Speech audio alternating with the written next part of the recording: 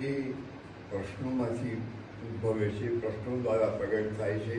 એના ઉત્તરો, સાચા પ્રશ્નો આપણા મનમાં થાય, જાણકારને આપણે પૂછીએ, નમ્ર ભાવે ઉત્તરો મેળવીએ. અને ઉત્તર ન મળે તો ચિંતા ન કરીએ, કેમ કે સાચા પ્રશ્નનો જવાબ અંદરથી ઉઠવાનો જ છે. તમને મળશે જેનો જવાબ. એટલે પ્રશ્નો થવા એ જરૂરી છે. તો તમને પ્રશ્નો પૂછતા તો બંધ કરી દીધા છે. તમે તમારા મા બાપને જાતના પ્રશ્નો પૂછતા હતા, એ વાત ભૂલી ગયા. તો આમે શિક્ષણ આપીને શું કર્યું? તમને પ્રશ્નો કરતા બંધ કરી દીધા. આ કંઈ સારું નથી કર્યું. તમને સતત પ્રશ્નો થવા જોઈએ. જે પ્રશ્નો થયા એમાંથી જ આપણી બધી વૈજ્ઞાનિક શોધો થઈ છે. એમાંથી જ આપણો વિકાસ થયો છે. તો ભગવદ્ ગીતામાં કહ્યું છે કે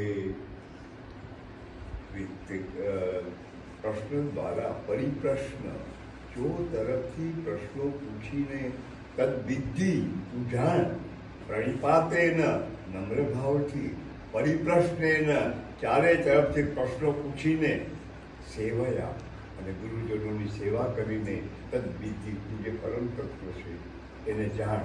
તારી જાતને પણ જાણવી હશે તો તારે પ્રશ્નો કરવા જ પડશે. તમારે પોતાને સમજવા હશે તો પ્રશ્નો કરવા જ પડશે. એટલે પ્રશ્ન કરતા બંધ ન થશો, પ્રશ્ન કરતા થજો. દરેક વસ્તુનો પ્રશ્ન પૂછજો. જાણકાર કોઈ હોય તો એને પૂછજો. ન જાણે તો ચિંતા ન કરતા, સાચા પ્રશ્નોનો જવાબ અંદરથી આવવાનો જ છે. બીજી એક વાત તમને કરું.